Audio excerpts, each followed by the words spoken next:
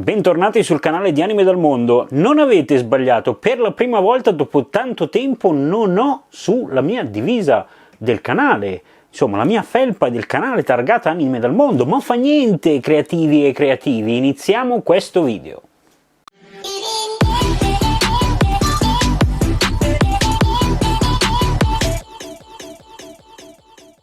A parte non avere la felpa d'ordinanza, ma c'è sempre tutto quello che riguarda il canale, non cambia niente, assolutamente, semplicemente ogni tanto registro qualche video, però sono anche da lavare le felpe, quindi ne ho 3 o 4, ma vanno anche lavate, e quindi oggi non ho la felpa d'ordinanza, perdonatemi. Intanto vi ricordo che se volete potete iscrivervi, voi, iscrivetevi qua sotto con la campanella, oggi proprio non ci siamo, e se volete così siete aggiornati con tutti i video, ve lo devo dire per dovere di cronaca in sostanza. Ma oggi andiamo a vedere come ho realizzato una custom che mi hanno richiesto.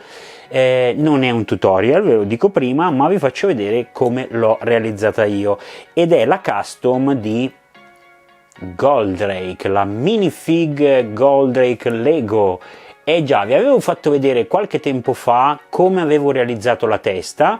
Adesso con questo video andiamo a completare l'altra parte, quindi ne ho fatte altre nel corso del tempo, ma visto che avevo la possibilità di farne un altro, allora ho registrato tutti i passaggi, e quindi ci vediamo alla fine del video e aspetto i vostri commenti.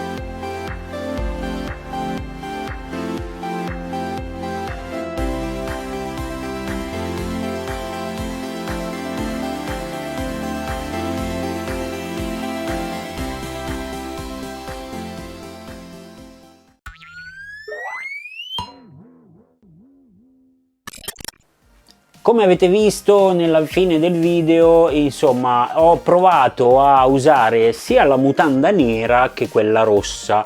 In realtà mi piace molto di più con quella nera, è molto più vicino a quello che era il cartone animato secondo me, però ditemi la vostra, magari è una mia impressione, visto che le avete viste entrambi potete darmi una vostra idea.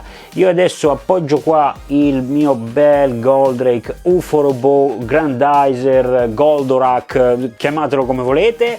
Io sono arrivato alla fine di questo video perché giustamente non è che posso stare qua agli anni a farvi vedere cose, pian piano ve le faccio vedere senza nessun problema, non vi preoccupate, mamma mia. Intanto grazie per essere rimasti con me fino alla fine, grazie di essere così tanti ormai sul canale e basta, ci vediamo al prossimo video. Da Alex e Anime dal Mondo è tutto.